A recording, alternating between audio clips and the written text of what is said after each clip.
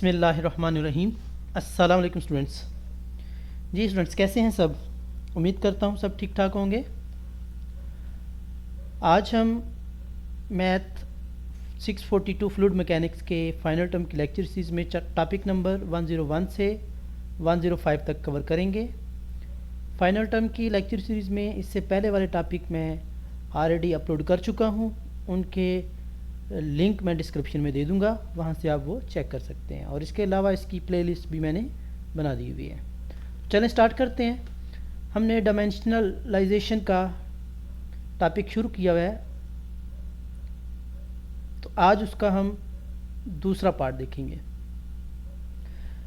Non dimensionalisation के लिए आपको पता है कि किसी भी डायमेंशनल इक्वेशन को नॉन डायमेंशनलाइजेशन करना हो तो हमारे पास रूल ये होता है कि आप इक्वेशन में 1 लेके आते हैं, उसको यूनिटी के बराबर कर देते हैं दोनों साइड पे, इक्वेशन के दोनों साइड पे।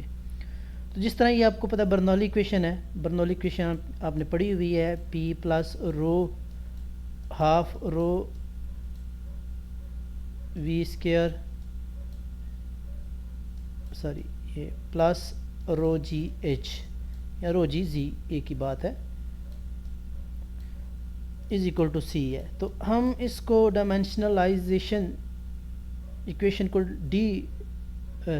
नॉन डायमेंशनलाइजेशन करना चाहते हैं, इसकी नॉन डायमेंशनलाइजेशन करना चाहते हैं। तो जस्ट आप देखिएगा इन सब की जो डायमेंशन थी वो आपने पीछे निकालनी सीखी हुई थी, तो उस पर हम सबको डिवाइड कर देंगे। जैसे सी की आपने डायमेंशन देखी थी क्या थी, तो सबकी डायमेंशन सेम होगी। तो इसलिए हम सबको पी नॉट से क्या कर रहे हैं, प्रेशर से डिवाइड कर रहे हैं। तो सबको डिवाइड करेंगे तो ये 1 यूनिटी के बराबर आ जाएगा, तो ये नॉन डायमेंशनलाइजेशन हो जाएगा। ये एक सिंपल सी एग्जांपल थी कि जिसमें आपने इसको यूनिटी के बराबर कर दिया। आगे हम सीखेंगे इसके कुछ मेथड हैं, वो हम पढ़ेंगे नेक्स्ट लेक्चर में, ठीक है। अच्छा, अब इसी तरह की इक्वेशन है, इसकी हम क्या करना चाहते हैं, इसको सॉल्व करना चाहते हैं इक्वेशन ऑफ मोशन को। तो इक्वेशन ऑफ मोशन को सॉल्व करेंगे तो सिंपली हम 2 दफ़ा इंटीग्रेशन ले लेंगे तो ये आपकी इक्वेशन आ जाएगी। तो इस इक्वेशन को भी आपको कह सकता है कि नॉन डायमेंशनलाइजेशन इसकी करें, ठीक है, डायमेंशनलेस इसको करें। तो आगे हम इसको देखेंगे, करना भी सीखेंगे। तो अब ये नेगेटिव क्यों लिया हुआ है, नेगेटिव यहाँ पर उसने बयान किया हुआ है कि gravitational acceleration in the negative G direction, ठीक है। जो एक्सेलरेशन, चूँकि जी डायरेक्शन आपको पता है अपवर्ड होती है ना, तो चूँकि एक्सेलरेशन तो नीचे होता है, इसके अपोजिट है, इसलिए इसको नेगेटिव लिया हुआ है। चलें जी, लेक्चर नंबर 102 है। अगेन हम नॉन डायमेंशनलाइजेशन इक्वेशन को यहाँ पर डिस्कस करेंगे, इसका पार्ट 3 है। तो सबसे पहले किसी भी इक्वेशन में डायमेंशनल वेरिएबल्स कौन से होते हैं? तो डायमेंशनल वेरिएबल्स ऐसे वेरिएबल्स होते हैं जो कि वेरी करते हैं किसी भी इक्वेशन में। जैसे टाइम है, वेलोसिटी है, लेंथ है, तो ये वेरी करते हैं, इसलिए इनको हम डायमेंशनल वेरिएबल कहेंगे। जैसे इस इक्वेशन में आप देखिएगा ये टाइम है और ये टाइम जो है ये आपके डायमेंशनल वेरिएबल हैं, ठीक है। नॉन डायमेंशनल या डायमेंशनलेस वेरिएबल कौन से होते हैं? जो वेरी नहीं करते, सिंपल सी बात है। और ये कौन कौन से वेरिएबल्स होते हैं आपके, ये डिग्री में आपको पहले बता चुका हूँ कि इसकी कोई डायमेंशन नहीं होती, ठीक है। थीटा हो गया, जो इसका यूनिट रेडियन है, तो ये भी डायमेंशनलेस है। इसी तरह पावर हो गई, ठीक है, पावर जो एक्सपोनेंशियल होती है ना, वो भी आपकी क्या होती है, डायमेंशनलेस होती है, ठीक है।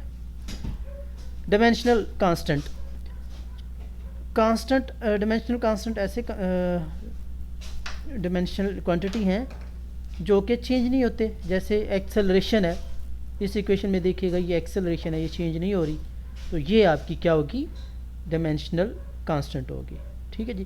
प्योर कांस्टेंट, इसी इक्वेशन में हमने देखा था कि जो नंबर्स होते हैं, जैसे 1/2 है, 1/3 हो गया, 1 हो गया, इसी तरह Z0 हो गया, ये आपके क्या कहलाते हैं, प्योर कांस्टेंट कहलाते हैं, ठीक है।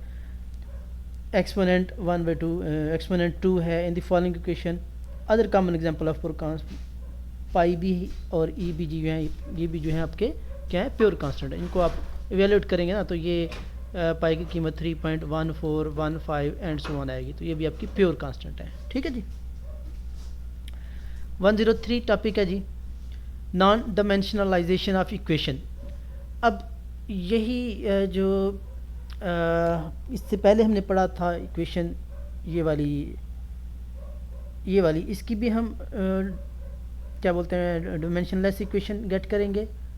और एक इक्वेशन और है, इक्वेशन ऑफ मोशन, जो हमने दो पीछे पढ़ी हुई थी, इसकी हम डायमेंशनलेस या नॉन डायमेंशनलाइजेशन इक्वेशन गेट करेंगे। तो पहले हम ये देख लेते हैं, डी स्केयर जी और d t square equal to minus g. Minus g अब आपको पता लग गया क्यों आया, क्योंकि ये जी डायरेक्शन में, चूँकि जी डायरेक्शन अपवर्ड होती है, तो जबकि जी नीचे है तो उसके अपोजिट है, इसलिए माइनस जी लिया गया है। ठीक है। अच्छा, अब हम देखेंगे कि इक्वेशन को डायमेंशनलेस या नॉन डायमेंशनलाइजेशन करने के लिए जो स्केलिंग मेथड है वो यूज़ करेंगे। अब स्केलिंग मेथड बहुत सिंपल है। स्केलिंग मेथड में आपने स्टेरिक वैल्यू से जो पैरामीटर आपके वेरिएबल होते हैं ना, बेसिकली आपने डिपेंडेंट या इंडिपेंडेंट वेरिएबल को भी आइडेंटिफाई करना होता है इक्वेशन में। तो ये जो आपके वेरिएबल्स हैं, इनकी आपने क्या बनानी होती है, डायमेंशनलेस या उसको नॉन डायमेंशनलाइज करना होता है, वेरिएबल लेने होते हैं। तो जी स्टेरिक है, जी ओवर जी बार या जी ज़ीरो। यहाँ पर जी ज़ीरो की उसने डायमेंशन दे दी हुई है। ये पेपर में पॉसिबल है कि आपको ये डायमेंशन दें, ठीक, स्केलिंग फैक्टर आपको दे देंगे। ठीक है, तो ये सब दी हुई हैं।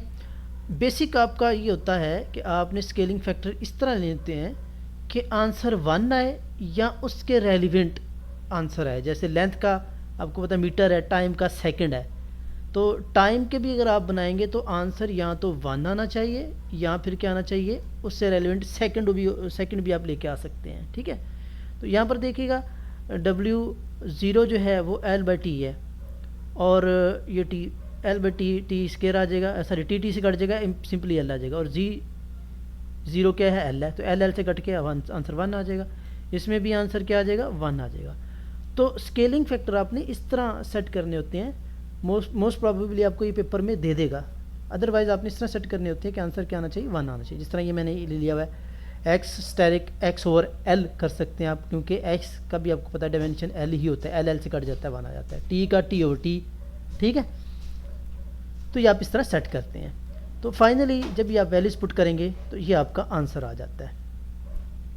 अच्छा, अब आपको कैसे पता चलेगा कि ये आपकी जो इक्वेशन है ये नॉन डायमेंशनलाइज हो गई है? उसके लिए एक नंबर है, फ्रोड नंबर, और ये फ्रोड एक साइंटिस्ट था जिसने ये इन्वेंट किया था, उसी के नाम पे ये रखा गया था, फ्रोड नंबर। अगर ये इक्वेशन फ्रोड नंबर दे देती है तो तब हम कह सकते हैं कि ये क्या हो गई है, नॉन डायमेंशनलाइज हो गई है। तो फ्रोड नंबर क्या है ये आपको याद रखना है, W0 ओवर Z0, जो टी की वैल्यू है ना, W0 ओवर Z0, उसी से आपका फ्रोड नंबर भी बन जाएगा। ट्रिक मैं आपको बता रहा हूँ। तो जस्ट आपने यहाँ पर नीचे क्या लिख देना है, जी लिख देना है, और साथ अंडर रूट या स्क्वायर रूट ले लेना है। ठीक हो गया, तो ये आपकी फ्रॉड वैल्यू या फ्रॉड नंबर आ जाएगा। ठीक है जी, ये कुछ स्केलिंग फैक्टर मैंने दिए हुए हैं, याद करने की ज़रूरत नहीं है, ये आपको पेपर में दे दिए जाएंगे। ठीक है, तो अब फ्रॉड नंबर को डिफरेंट हाइट पे हम डिफरेंट ट्रिकों से डिनोट कर सकते हैं। ये उसने ये बताया हुआ है कि अगर ये दो डिफरेंट हाइट हैं तो दो डिफरेंट हाइट के लिए पहले को V1 ओवर Y1 कह देंगे, V2 ओवर Y2 कह देंगे। जस्ट यहाँ पर देखिएगा हमने क्या ले लिया हुआ है, ओमेगा की जगह V ले लिया हुआ है और Z0 की जगह Y ले लिया हुआ है। वो डिपेंडिंग अपॉन द पैरामीटर आप कौन से यूज़ कर रहे हैं उससे आप रख लेंगे। ठीक है जी, तो अब दोबारा हम देखते हैं। अब देखिएगा ये जो डी स्केयर जी स्टेरिक और डी टी स्टेरिक स्केयर था, इसको अगर हम सॉल्व करें, इनको उठा के इधर लेके आएँ तो ये आपका एक फ्रॉड नंबर बन जाता है। अब अगर ये फ्रॉड नंबर आ गया, इट मीन्स कि ये आपकी इक्वेशन क्या होगी, नॉन डायमेंशनलाइज हो गई है। क्लियर हो गया। तो इसी तरह वो जो टॉप में थी जी स्टेरिक 1 + टी स्केयर 1 ओवर, जिसको हमने नॉन डायमेंशनलाइज किया हुआ था, उसमें भी देखिएगा फ्रॉड आ गया। क्लियर हो गया। टॉपिक नंबर 104 है जी, नॉन डायमेंशनलाइजेशन ऑफ इक्वेशन। अब ये 5th पार्ट है उसका, नॉन डायमेंशनलाइजेशन का। अच्छा, ये बताती क्या है जी, द 2 की एडवांटेजेस ऑफ नॉन डायमेंशनलाइजेशन। पहला एडवांटेज ये है कि key parameter in the problem are identified. Key parameter हमें पता चल जाता है कि कौन से की पैरामीटर हैं फ्रॉड के लिए, वो उसका हमें इल्म हो जाता है। The number of parameter in a non dimensionalisation equation is less than the number of parameter in the original equation. तो दूसरा ये है, ठीक है जी। ये दो न्यूमेरिकल में सॉरी एमसीक्यूज़ में आपके पूछे जा सकते हैं। इसके बाद एक लंबी चौड़ी ये डिस्कशन है कि एक स्कूल का बच्चा है 10th क्लास का, वो डिफरेंट हाइट से बॉल को फेंकता है और वो दो एक्सपेरिमेंट करता है। उनकी ये हाइट्स भी दी गई हैं और वो ये ग्राफ में उसने दिया हुआ है, ये वाला, ठीक है। तो दो ग्राफ बना के उसने दे दिए हुए हैं, एक ये ए और ये बी, और बाद में फ्रॉड वाला हम बाद में देखते हैं। तो कह रहा है कि अब वो जो बच्चा है वो करना चाह रहा है, एक तीसरा एक्सपेरिमेंट करना चाह रहा है, ठीक है, मज़ीद एक्यूरेसी के लिए। तो कहने का मतलब ये है कि अगर वो तीसरा करेगा तो वो इस तरह तो वो काफ़ी टाइम कंज्यूम करेगा, हो सकता है तीसरे में भी उसको एक्यूरेसी ना मिले। तो बजाय इसके कि वो तीसरा करे, वो उन्होंने क्या बोला हुआ है कि आप फ्रॉड नंबर का अगर उसको इल्म है तो वो फ्रॉड नंबर से वो सारी की सारी कैलकुलेशन कर सकता है। इसमें इन शॉर्ट यही चीज़ें बताई हुई हैं, ज़्यादा डेप्थ में जाने की ज़रूरत नहीं है, ठीक है। डिफरेंट ट्रजेक्टरी मिलेंगी 1 में भी और 2 में भी, ए और बी ये जो ग्राफ दिए हुए हैं, ठीक है। डिफरेंट ट्रजेक्टरी से वो बॉल थ्रो कर रहा है, लेकिन अगर उसको फ्रॉड नंबर का पता होगा तो एक्यूरेसी गेट करने के लिए वो फ्रॉड नंबर की मदद से एग्जैक्ट हाइट से बॉल को थ्रो करेगा, ठीक है जी। इसमें बस यही है, ज़्यादा याद करने की ज़रूरत नहीं है। टॉपिक नंबर 105 है जी, नॉन डायमेंशनलाइजेशन ऑफ इक्वेशन का छठा पार्ट है। इसके लिए एक न्यूमेरिकल दिया गया है, न्यूमेरिकल में देखते हैं हम। The gravitational constant at surface of moon is only about 1/6 of the earth. ये हमने 9th क्लास में 10th क्लास में पढ़ा हुआ है कि चांद पे जो ग्रेविटेशनल होता है वो 1/6 हो जाता है ऑफ द अर्थ, यानी 1/6 अर्थ पे जो ग्रेविटेशनल फोर्स होती है वो चांद के 1/6 हो जाती है, यानी ये मून की सारी, यानी 1/6 बाय ग्रेविटेशनल ऑन अर्थ, ठीक है। मून पे इतनी होगी, ये मैं इसको यहाँ पर क्लियर करके लिख देता हूँ। यानी मून पे जो ग्रेविटेशनल फोर्स होगी वो 1/6 होगी किसका, अर्थ पे जो ग्रेविटेशनल फोर्स है। अच्छा, ये तो हो गया इनिशियल स्पीड ऑफ दिस, ये इसकी इनिशियल स्पीड है। पहले चले हम डाटा गेट कर लेते हैं। ग्रेविटेशनल मून पे 9.18 डिवाइडेड बाई 6, चूँकि वो 1/3 है तो ये आ जाएगी, ठीक है। अच्छा, इनिशियल स्पीड ये है, एंगल ये है, above the horizon at 2 metre. Basically ये सारा डाटा दिया हुआ है, ये इसकी इनिशियल स्पीड है, इसको हम v0 कह देते हैं। जबकि हाइट जो है मून से वो 2 मीटर है, ठीक है।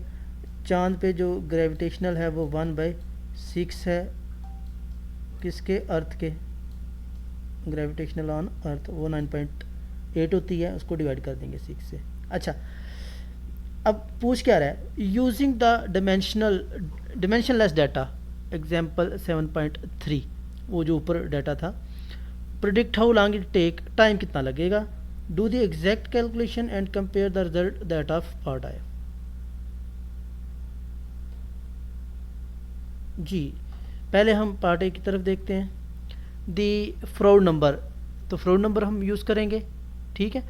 तो W0 यानी वेलोसिटी, इनिशियल वेलोसिटी ये है, साइन एंगल ये इज इक्वल टू 1.83 आ जाएगा, ठीक है।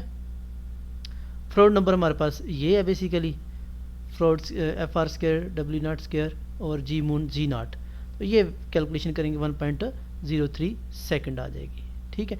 This value Froude is nearly the same as the largest value plotted in the figure 7 to 13।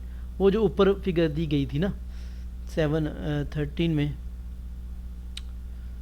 तो उसमें उसने कहा हुआ है कि जो वैल्यू थी वो 1 है, तो यहाँ पर हमारी 1.3 आ रही है। तो देखें, छोटे से मतलब न्यूमेरिकल से हमने फ्रॉड नंबर की मदद से जब सॉल्व किया तो एग्जैक्ट वैल्यू आ गई, ठीक है। Thus the term of dimensionless variable, the baseball strike the ground T 2.75 as the determined figure in this, converting back to dimensional variable using this, okay। बाकी चीज़ें आपको करने की ज़रूरत नहीं है। तो estimate time to strike the time ground, time के लिए हमारे पास ये फार्मूला है। फार्मूले में हम सारी वैल्यूज़ पुट करेंगे तो ये 3.01 सेकंड आएगा। Exact location by the setting z equal to 0। So ये आपका न्यूमेरिकल कंप्लीट हो जाता है। सो होपफुली आपको समझ आई होगी। अगर कोई चीज़ कंफ्यूजिंग है तो आप कमेंट में बता सकते हैं। Thank you.